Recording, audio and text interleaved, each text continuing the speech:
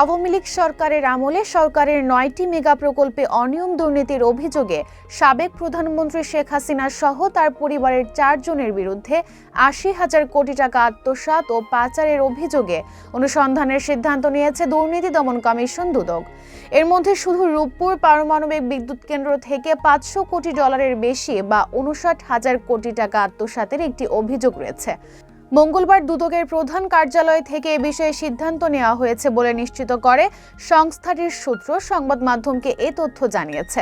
বলেছে, সাবেক প্রধানমন্ত্রী শেখ হাসিনা ছাড়াও তার বোন শেখ রেহানা, ছেলে সজীব ওয়াজেদ জয় ও ভাগ্নি টিউলিপ সিদ্দিক সহ পরিবারের সংশ্লিষ্টদের বিরুদ্ধে দুর্নীতির অভিযোগ রয়েছে।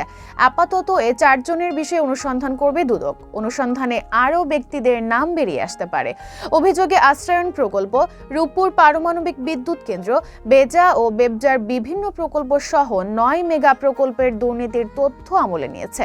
এসব অর্থ আত্মসাৎ ও দেশের বাইরে পাচারের অভিযোগও রয়েছে।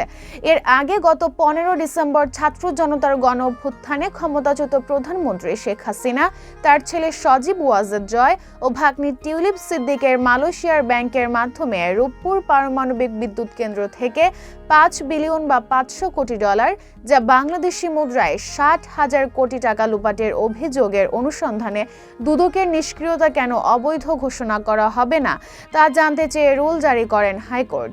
গত ৩ সেপ্টেম্বর এই অভিযোগ অনুসন্ধানের নির্দেশনা চেয়ে হাইকোর্টে রিট দায়ের করেন জাতীয়তাবাদী গণতান্ত্রিক আন্দোলন এনডিএম এর চেয়ারম্যান ববি হাজ্জাজ। রিটে রংপুর পারমাণবিক বিদ্যুৎ কেন্দ্রের শেখ হাসিনা ও তার পরিবারের সদস্যদের দুর্নীতি অনুসন্ধানে দুদকের নিষ্ক্রিয়তার বৈধতা চ্যালেঞ্জ করা হয়। দুদক চেয়ারম্যান সহ সংশ্লিষ্টদেরকে রিটের বিবাদী করা হয়।